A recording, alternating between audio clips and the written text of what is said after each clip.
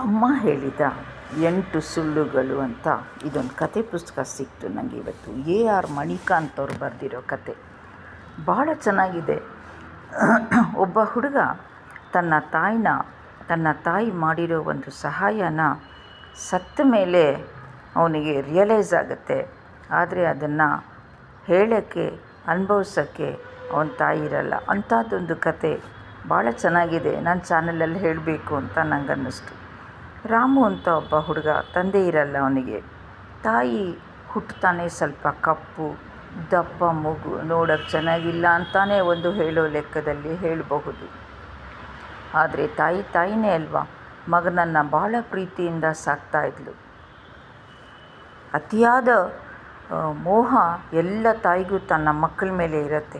ತನ್ನ ಮಗು ಯಾವಾಗಲೂ ಚೆನ್ನಾಗಿ ಓದಬೇಕು, ಎಲ್ಲರಿಗಿಂತ ಫಸ್ಟ್ ಬರಬೇಕು, ರಾಜ ನಂಗಿರಬೇಕು ಅಂತ ಹೀಗೆಲ್ಲ ಯಾವ ತಾಯಿಗೆ ಕನಸಿರಲ್ಲ ಹೇಳಿ. ಹಾಗೆ ಆ ತಾಯಿನೂ ಭಾಳ ಪ್ರೀತಿಯಿಂದ ಸಾಕ್ತಾಯಿದ್ಲು.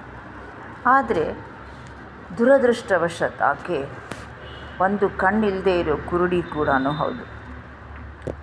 ಆ ತಾಯಿ ತನ್ನ ಮಗುನ ಸ್ಕೂಲಿಗೆ ಕರ್ಕೊಂಡೋಗಿ ಬಿಡ್ತಿದ್ದಾಗ ಹುಡುಗರೆಲ್ಲ ಒಂದು ಗೇಲಿ ದೃಷ್ಟಿಯಿಂದ ನೋಡ್ತಾಯಿದ್ರು. ಏನೋ ನಿನ್ನಮ್ಮ ಕೆಲಸದವಳಿದ್ದಾಗಿದ್ದಾಳೆ ಅಂತ ಸಾಮಾನ್ಯವಾಗಿ ಮಾತಾಡ್ತಾರೆ ಹುಡುಗರು. ಇದು ಮಾತಾಡದೇ ಇರೋದು ಏನೂ ಅಲ್ಲ. ಯಾಕಂದರೆ ನನ್ನ ಫ್ರೆಂಡ್ ಮಗು ಒಂದು ವೈಭವ್ ಅಂತ ಅದರ ಹೆಸರು.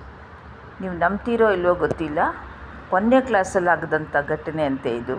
ನನ್ನ ಫ್ರೆಂಡ್ ಹೇಳ್ತಾಯಿದ್ರು, ಆ ಹುಡುಗನ ಅವನ ಫ್ರೆಂಡ್ಸ್ ಎಲ್ಲ ವೈಭವ್ ಅಂತ ಕರೀತಾಯಿದ್ರಂತೆ. ಯಾಕೆ ಬೊಗಳ್ತೀಯ ಅಂತ, ವೈಭವ್ ಅಂತ. ಹಾಗೆ ಅವನನ್ನು ಅದು ಗೇಲಿ ಮಾಡಿದಾರಪ್ಪ, ಹೆಂಗಿದ್ದಾಳೆ ನಿನ್ನಮ್ಮ ಅಂತ ಏನೋ ಹೇಳಿರ್ಬೋದು. ಇದು ಬರ್ತಾ ಒಂಥರ 5ನೇ ಕ್ಲಾಸು 7ನೇ ಕ್ಲಾಸು ಅಲ್ಲಿಗೆ ಬರೋಷ್ಟೊತ್ತಿಗೆ ಆ ಹುಡುಗನಿಗೆ ಒಂಥರ ಆಗ್ತಿತ್ತು, ಇರಿಟೇಟ್ ಆಗ್ತಿತ್ತು. ತಾಯಿಗೆ ಹೇಳ್ತಿದ್ದ, ನನ್ನ ಜೊತೆ ನೀನು ಎಲ್ಲಿಗೂ ಬರಬೇಡ ಅಂತ. ತಾಯಿನ ಹೇಗೆ ತಪ್ಪಿಸೋದು ಅಂತ ಅವನು ಯೋಚನೆ ಮಾಡ್ಕೋತಿದ್ದ. ಯಾಕಂದರೆ ಎಲ್ಲೋದ್ರೂ ಕೂಡ ಸ್ಕೂಲು, ಒಂದು ಕಾಂಪಿಟೇಷನ್ಗೆ ಹೋದಾಗಲೂ ಕೂಡ ತಾಯಿ ತಾನು ಬರೋಕ್ಕೆ ಹೊರಡ್ತಾ ಇದ್ಲು. ಹೀಗೆ ಆ ಹುಡುಗ ತಾಯಿಯಿಂದ ದೂರ ಹೋಗಬೇಕು ಅನ್ನೋ ಇಂಟೆನ್ಷನಿಂದಾನೇ ನವೋದಯ ಪರೀಕ್ಷೆ ಪಾಸ್ ಮಾಡಿ ಅಲ್ಲಿಂದ ಮುಂದೆ ಆ ಹುಡುಗ ಬರೀ ಹಾಸ್ಟೆಲಲ್ಲೇ ಫ್ರೀಶಿಪ್ ಸ್ಕಾಲರ್ಶಿಪ್ಪಲ್ಲೇ ಓದ್ಕೊಂಡು ತಾಯಿಯಿಂದ ಕಡೆಗೂ ದೂರ ಆಗಿಬಿಟ್ಟ. ಅವನಿಗೆ ಒಳ್ಳೆ ಕೆಲಸನೂ ಸಿಕ್ತು. ದೆಹಲಿಯಲ್ಲಿ ಪೋಸ್ಟಿಂಗ್ಸ್ ಆಯಿತು.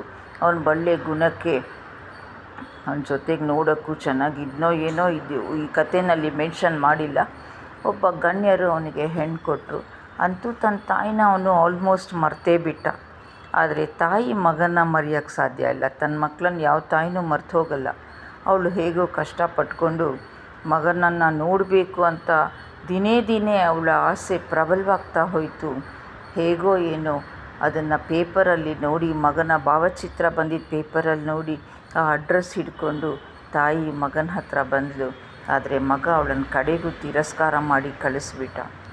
ಆಮೇಲೆ ಮುಂದೆ ಅವನು ಒಂದು 15-20 ದಿವಸ ಆದಮೇಲೆ ಬೆಂಗಳೂರಿಗೆ ಬರಬೇಕಾಯ್ತು. ಬಂದಾಗ ಮನೆಗೆ ಹೋಗಬೇಕು ಅಂತ ಅನ್ನಿಸ್ತು.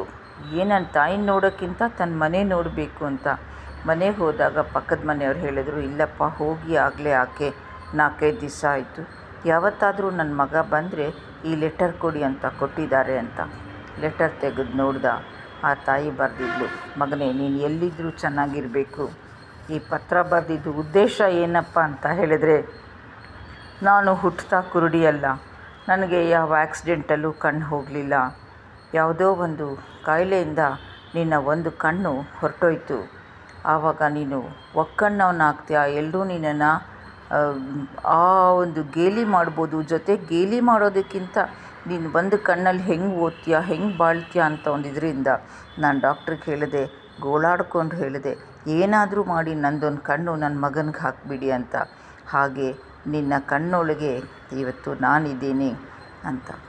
ಮಗನಿಗೆ ಒಂದು ಶಾಕ್ ಆಗೋಯ್ತು. ಯಾವ ತಾಯಿನ ತಾನು ಒಕ್ಕಣ್ಣಿನ ತಾಯಿ ಕುರೂಪಿ ಅಂತ ಅಂತಿದ್ನೋ ಅಂಥ ತಾಯಿ ನನಗೆ ಬೆಳಕು ಕೊಟ್ಟ ತಾಯಿ ಅಂತ ಹೇಳಿ ಅವನ ಕಣ್ಣಿಂದ ಧಾರಾಕಾರವಾಗಿ ನೀರು ಸುರಿಯಿತು. ಆದರೆ ತಪ್ಪಾಯಿತು ಅಂತ ಕಾಲು ಹಿಡ್ಕೊಳ್ಳೋಕ್ಕೆ ಆ ತಾಯಿ ಪಾದ ಇರಲಿಲ್ಲ. ಕತೆ ತುಂಬ ಚೆನ್ನಾಗಿದೆ ಅಲ್ವಾ. ನಾವು ಯಾವತ್ತಿದ್ರೂ ನಮ್ಮ ತಾಯಿ ಋಣನ ತೀರ್ಸೋಕ್ಕಾಗಲ್ಲ. ಧನ್ಯವಾದಗಳು. ಚಾನಲ್ನ ಸಬ್ಸ್ಕ್ರೈಬ್ ಮಾಡ್ಕೊಂಡು ನೋಡ್ತಾಯಿರಿ.